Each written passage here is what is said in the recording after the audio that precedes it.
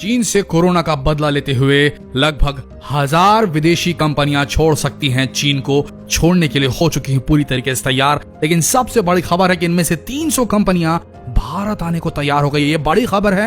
हर भारतीय युवा इस वीडियो को अंत तक जरूर देखे। कोरोना संकट के बीच भारत में 1000 विदेशी कंपनियों की एंट्री हो सकती है। ये कंपनियां भारत में फैक्ट्री लगाने पर जबरदस्त विचार कर रही हैं।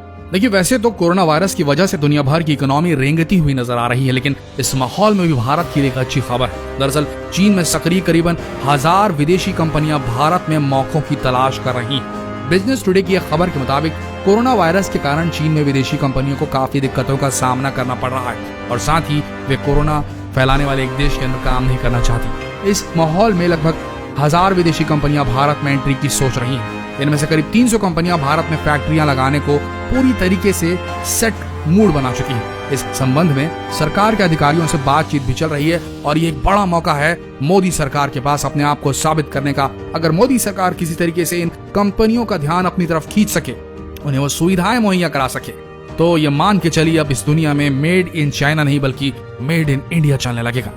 और जैसा कि साफ जाहिर है, चीन के लिए बड़ा झटका होने वाला है। बिजनेस टुडे से बातचीत में केंद्र सरकार के अधिकारी ने इसकी जानकारी दी। अधिकारी के मुताबिक वर्तमान में लगभग 1000 कंपनियां विभिन्न स्तरों पर बातचीत कर रही हैं भारतीय सरकार से।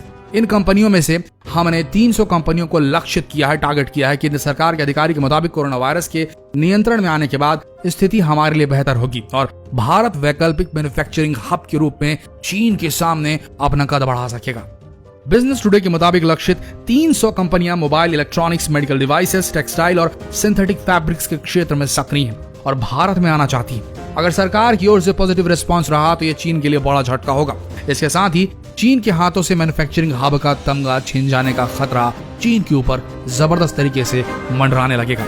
इसी बीच ये मोदी सरकार के पास गोल्डन अपॉर्चुनिटी है, बहुत बड़ा सुनहरा अवसर है। केंद्र की मोदी सरकार लगातार विदेशी निवेशकों को लुभाने में जुटी। इसके लिए सरकार ने कई बड़े ऐलान भी किए हैं। बीते साल कॉर्पोरेट टैक्स को घटाकर 25.17% कर दिया गया था। वहीं नई फैक्ट्री लगाने वालों के लिए ये टैक्स घटकर 17% पर ला दिया गया है। ये टैक्स दक्षिण पूर्व एशिया में सबसे कम है, जो कि बड़ी उपलब्धि है हमारे लिए। सरकार ने मिनिमम अल्टरनेट टैक्स यानी कि MAT में राहत दी है। कंपनियों को अब 18.5% की बजाय 15% की दर से मैट देना होगा। तो दरअसल MAT जो है उन कंपनियों पर लगाया जाता है जो मुनाफा तो कमाती हैं, लेकिन रियायतों की वजह से इन पर टैक्स की देनदारी कम हो जाती है। देखिए, सीधी बात है, हाल ही में जापान ने अपनी कंपनी चीन से जापान में शिफ्ट कर ली है और इसी तरह अमेरिका और दक्षिण कोरिया जैसे देश भी अपनी कंपनियां चीन से हटा रहे हैं। हालांकि 2019 में जब ट्रेड वॉर शुरू हुआ था, तब भी बहुत सी कंपनियों ने चीन से हटकर दूसरे देशों में अपने कारोबार को बेस बनाया था। लेकिन ट्रेड वॉर के समय में भारत के पास एक अच्छा मौका था कि वो उन कंपनियों को भारत में एस्टैब्लिश करवा सके, लेकिन ये कंपनियां भारत को छोड़कर बाकी अन्य देशों में सेटल हो गई थी और कारण सिर्फ इतना ही था कि बाकी देश उन कंपनियों से बहुत कम टैक्स चार्ज कर रहे थे और साथ ही बेहतरीन सेवाएं भी प्रदान कर रहे थे।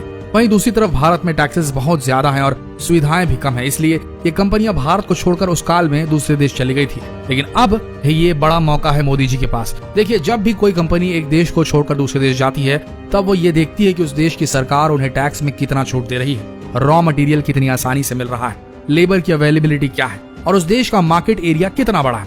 और आज की तारीख में हमारा भारत इन सब पायदानों में खरा उतरता है। लेकिन यहाँ की सरकार अगर इन कंपनियों को आगे बढ़कर इन्हें हमारे देश में आमंत्रित करती है, टैक्सेस में छूट देती है, सुविधाएं प्रदान करती है, तो जाहिर सी बात है कि कंपनियां भारत में आएंगी और देश की तरक्की में मददगार साबित होंगी। इन कंपनियों के आने से लोगों को काम मिलेगा, तकनीकी विकास होगा, लोगों की परचेसिंग पावर बढ़ेगी और बहुत कुछ ऐसा होगा जो इस देश की अर्थव्यवस्था को बहुत मजबूत बना देगा।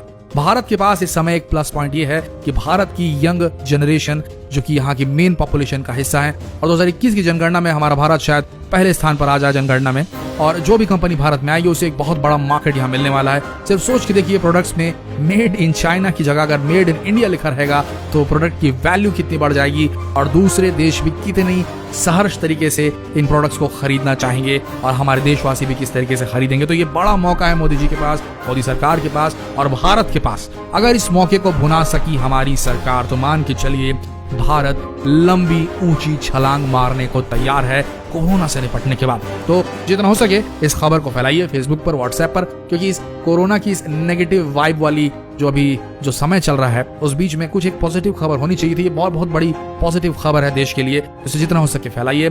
जो हमारा युवा जनरेशन है, जो यूथ है, जो अभी एकदम पूरी तरीके से लेट डाउन करके बैठा हुआ है, उससे थोड़ी राहत मिलेगी। मिलते हैं अगले लेटेस्ट अपडेट के साथ, तब तक के लिए आप सबका इस वीडियो के अंत तक बने रहने के लिए दिल से धन्यवाद।